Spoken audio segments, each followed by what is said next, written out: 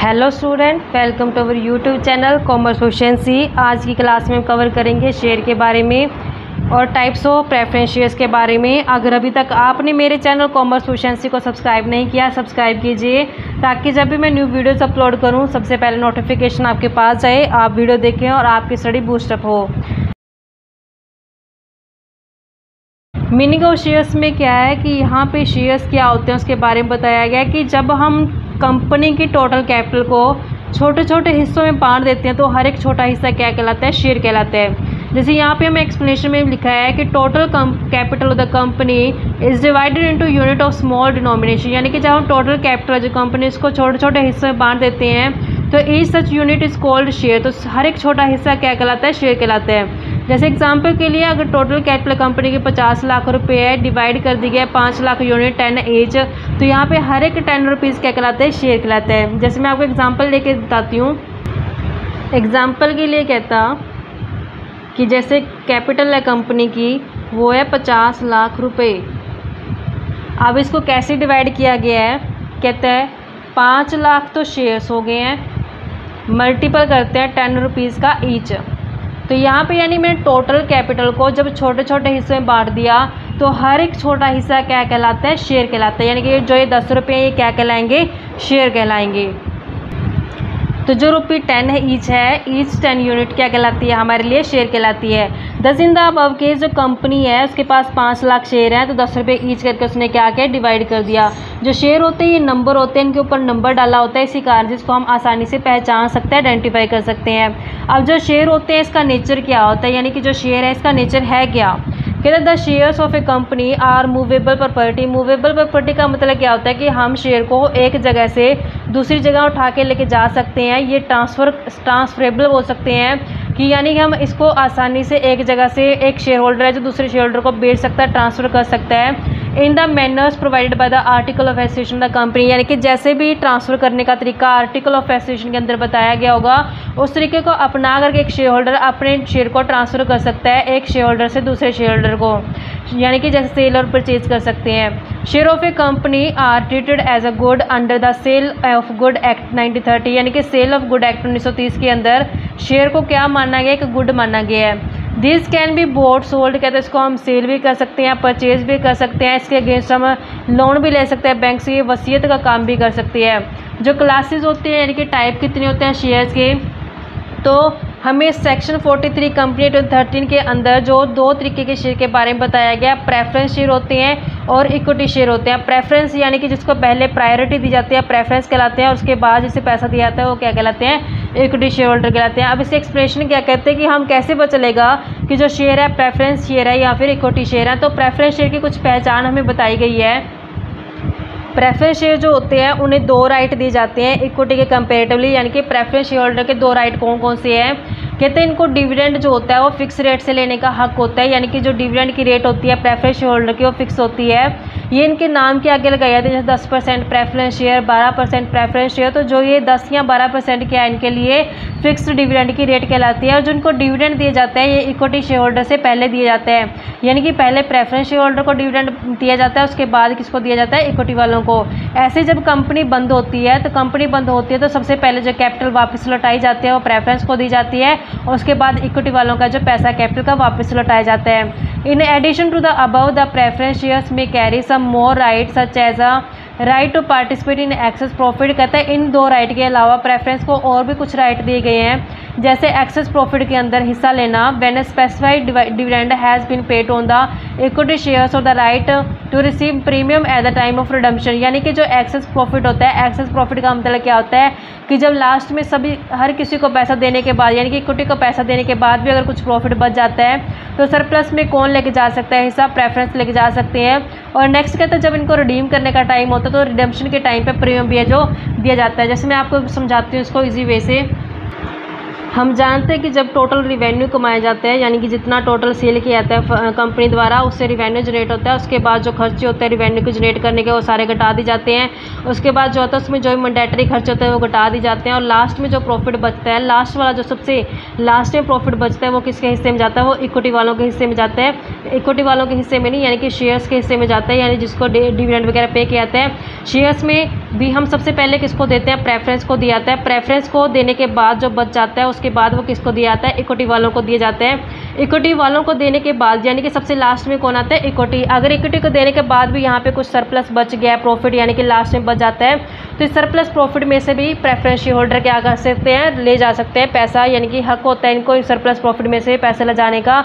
इसके अलावा जो रिडम्पशन के टाइम पे रिडम्पशन के टाइम पे प्रीमियम भी मिल सकता है प्रेफरेंस शेयर होल्डर को। रिडम्पशन के टाइम पे प्रीमियम का मतलब क्या है कि आपको मैं एग्जांपल देती हूँ। जैसे यहाँ पे मान लो कि 10% प्रेफरेंस शेयर है जो इशू किए गए हैं, प्रेफरेंस शेयर इशू किए गए हैं, ये 10% कहलाती है। ये डिविडेंड की रेट होती है जो प्रेफरेंस के आगे मेंशन की जाती है, ये फिक्स डिविडेंड की रेट होती है, यानी कि प्रेफरेंस शेयर होल्डर को जो डिविडेंड है किस रेट से दिया जाएगा, 10% की रेट से दिया जाएगा। मान लो कि जो प्रेफरेंस शेयर इशू किए गए हैं वो 10,000 प्रेफरेंस शेयर हैं और हमारे देखते हैं कि मान लो एग्जाम्पल के 10 रुपये का ईच है, वो 10 रुपये के ईच इशू किए गए हैं, 10,000 प्रेफरेंस शेयर और हमारे पास 10 रुपये का ईच है। तो हमने देखा कि जब 10 रुपये में इसको इशू किया गया, यानी कि जब कंपनी ने इसको इशू किया, जब कंपनी ने इशू किया तो कंपनी ने कितने रुपये में इसको इशू किया, 10 रुपये में, यानी कि 10 रुपये कंपनी को मिलेंगे शेयर से। अब जब कंपनी इसको रिडीम करते हैं, रिडीम करने का मतलब क्या है कि जब कंपनी इसका पैसा वापस लौटाएगी, मान लो 12 में दे रही है, यानी कि 10 रुपये वाले लेकर के 12 में दे रही है, तो जो 2 रुपये एक्स्ट्रा दे रही है तो 2 रुपये क्या कहलाती है, प्रीमियम। यानी कि जो ये प्रीमियम दिया है इसने कंपनी ने किस टाइम पे किया, रिडीम करने के टाइम पे, जब कंपनी इसको क्या करे, पैसा वापस लौटा रही है। तो रिडम्पशन के टाइम पे जो प्रीमियम होता है ये प्रेफरेंस शेयर होल्डर को मिल सकता है। जब कंपनी क्या करेगी, शेयर होल्डर को, प्रेफरेंस शेयर होल्डर को पैसा वापस लौटाएगी, तो हो सकता है कि कंपनी रिडम्पशन के टाइम पे प्रीमियम दे दे अपने प्रेफरेंस शेयर होल्डर को। नेक्स्ट हमारे पास आता है टाइप ऑफ प्रेफरेंस शेयर, यानी कि जो प्रेफरेंस शेयर होते हैं कितने टाइप के होते हैं। सबसे पहले टाइप होते हैं cumulative preference share. Cumulative preference share का मतलब क्या होता है कि जिनको एरर ऑफ डिविडेंड लेने का राइट होता है वो कम्युलेटिव प्रेफरेंस शेयर्स में आता है। जैसे मैं आपको एग्जांपल देती हूँ इसका।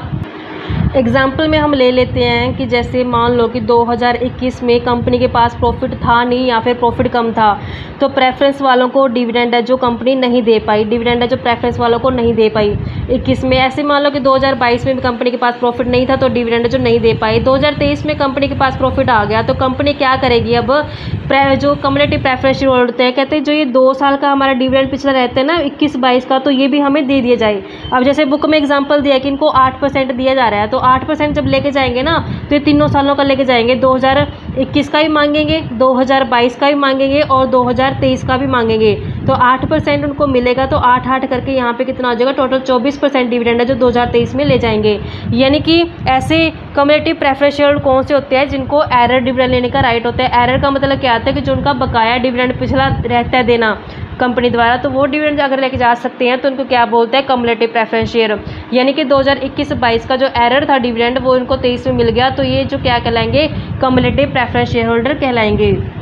एक्सप्लेनेशन में क्या लिखा है, कहता है cumulative preference share are those preference share the holder of which are entitled to recover the arrear of preference dividend. यानी कि ये वो प्रेफरेंस शेयर होल्डर होते हैं जिनको अपना एरर डिविडेंड यानी कि बकाया डिविडेंड लेने का हक होता है। Before any dividend is paid on equity share, यानी कि इक्विटी शेयर होल्डर को पे करने से पहले कौन लेके जाएंगे, प्रेफरेंस शेयर होल्डर लेके जाएंगे अपना एरर डिविडेंड। दिस में be if an any years, कहते हैं मान लो किसी साल the profit of the company are insufficient to pay dividend on this shares, कहते हैं मान लो किसी साल कंपनी के पास प्रॉफिट कम थे कि कंपनी ने प्रेफरेंस शेयर होल्डर को डिविडेंड नहीं दिया।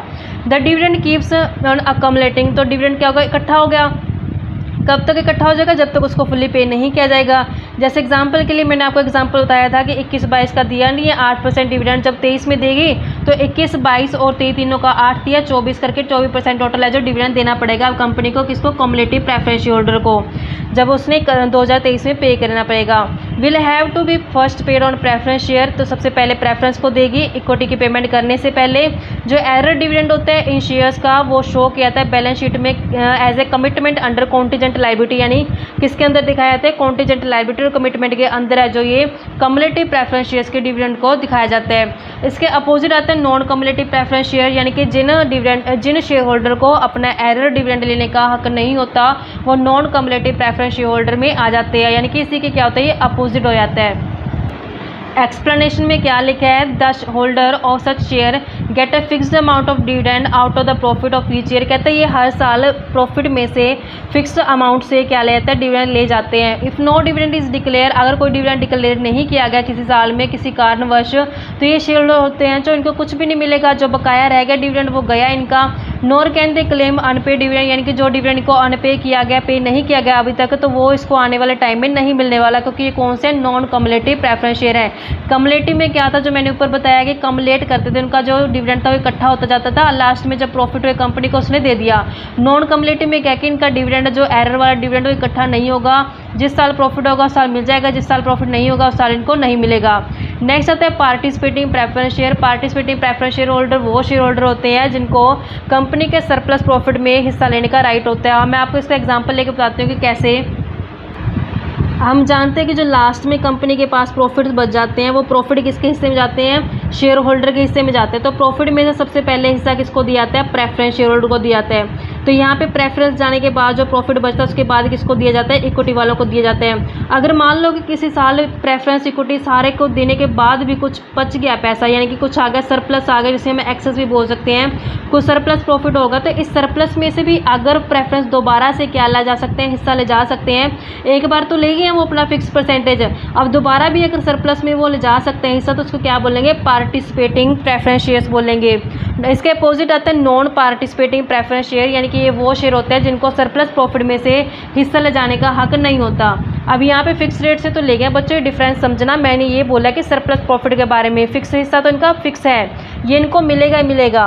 लेकिन बात आती है सरप्लस की, अगर ये सरप्लस प्रॉफिट में से हिस्सा ले जा सकते तो ये पार्टिसिपेटिंग प्रेफरेंस शेयर होल्डर, अगर ये सरप्लस प्रॉफिट में से हिस्सा नहीं ले जा सकते तो ये नॉन पार्टिसिपेटिंग प्रेफरेंस शेयर्स कहलाते हैं। एक्सप्लेनेशन में क्या लिखा है, participating preference shares such shares in addition to the fix preference dividend, यानी कि फिक्स डिविडेंड लेने के बाद भी ये इनको राइट होता है कि ये पार्टिसिपेट कर सकते हैं सरप्लस प्रॉफिट अगर बचता है, किसको देने के बाद, इक्विटी को देने के बाद।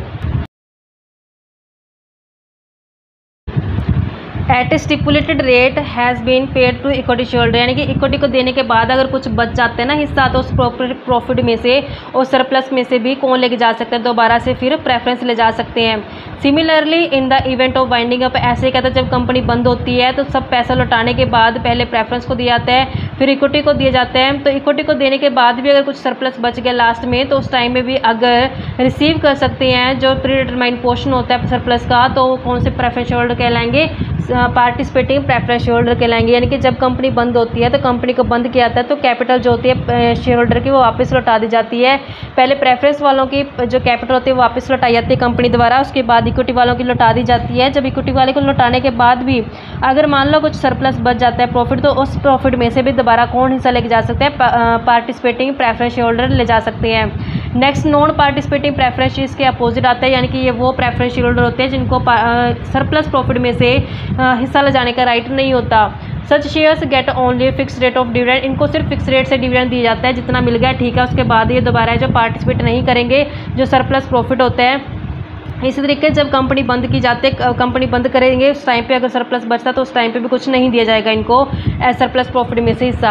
यानी कि जब नॉर्मल कोर्स में जब कंपनी डिविडेंड देती होती है, डिविडेंड पहले प्रेफरेंस को दिया जाता है, फिर इक्विटी को दिया जाता है। तो इक्विटी को देने के बाद अगर कुछ सरप्लस बच जाता है प्रॉफिट लास्ट में, तो उस सरप्लस प्रॉफिट में से अगर नहीं ले जा सकते प्रेफरेंस शेयर होल्डर कुछ हिस्सा, तो उसको बोलते हैं नॉन पार्टिसिपेटिंग प्रेफरेंस शेयर। यहाँ पे फिक्स रेट से तो पहले ले जा चुके हैं, जैसे मैंने आपको इससे पहले वाले पॉइंट में समझाया। उसके बाद अगर सरप्लस में अगर वो पार्टिसिपेट कर लिया तो पार्टिसिपेटिंग प्रेफरेंस शेयर, अगर नहीं कर पा रहा है तो नॉन पार्टिसिपेटिंग प्रेफरेंस शेयर। ऐसे जब वाइंडिंग अप के टाइम पे प्रेफरेंस की कैपिटल उठाई गई, फिर इक्विटी की कैपिटल उठाई गई, अगर वापस उसमें कुछ सरप्लस बच जाता है तो उसमें दोबारा से अगर प्रेफरेंस ले जा सकते हैं हिस्सा, तो वो पार्टिसिपेटिंग प्रेफरेंस शेयर। अगर नहीं ले जा सकते तो वो कौन से कहलाएंगे, non participating preference share holder कहलाएंगे। कहते हैं कि जब तक क्वेश्चन में हमें बताया ना जाए कि जो शेयर होल्डर है वो पार्टिसिपेटिंग है नॉन पार्टिसिपेटिंग, तो ये हम मानते हैं कि वो कौन से कहलाएंगे, non participating preference share holder कहलाएंगे।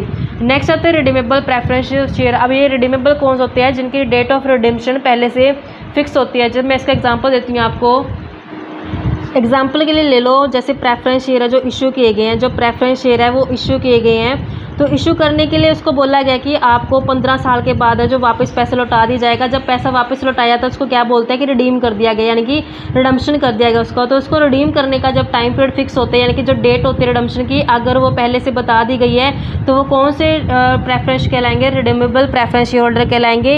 अगर प्रेफरेंस शेयर होल्डर की डेट ऑफ रिडम्पशन यानी कि फिक्स नहीं होती है, उसको इरिडीमेबल प्रेफरेंस शेयर होल्डर बोला जाता है। तो ऐसे जो इरिडीमेबल प्रेफरेंस शेयर होल्डर होते हैं, जैसे इक्विटी को पूरी लाइफ टाइम कंपनी इस्तेमाल करती है, वैसे ही फिर इरिडीमेबल प्रेफरेंस शेयर को पूरी लाइफ टाइम में जो कंपनी इस्तेमाल करके चलेगी। अब एक्सप्लेनेशन क्या कहती है वो आपको मैं बता देती हूँ।